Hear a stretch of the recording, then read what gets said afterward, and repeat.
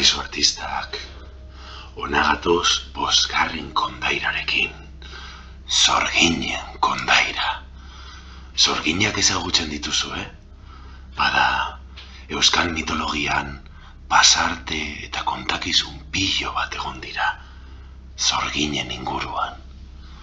Batzutan, txarrak izango baziren modukoak hartu ziren, baina ez pentsa.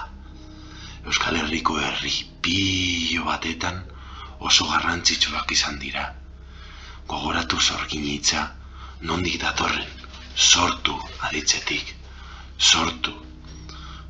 Adibidez sendagaiak sortzen zituztenak eta horrekin batera doazen beste kontu batzuk. Gaur, Zorginen kondairatxo bat kontatuko dugu. Zorgina katu.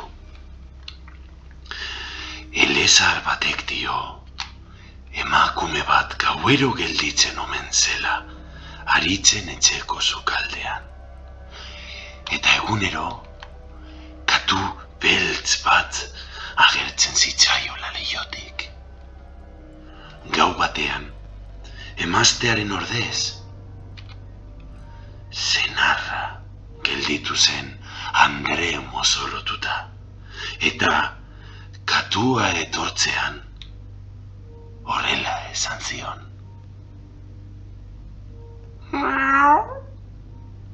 Gizonezkoa aritzen?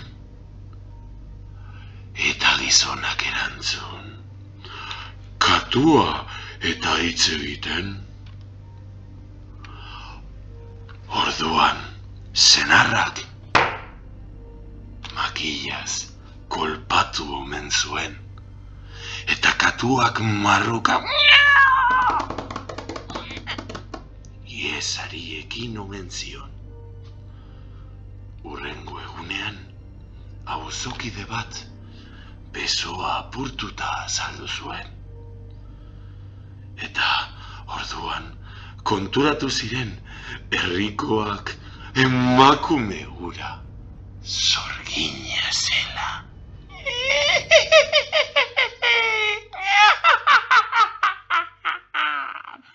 Eta alazan edo ez pasan, zar dadila kalabazan. Eta gera dadila Zugarramurdiko plazan. Komentatzen dizuet, kondaira gehiago irakurtzea. Ze Zorginen inguruan gauza asko kontatu direlako Euskal Herriko historian zehar. Oso interesgarriak. Beste bat arte.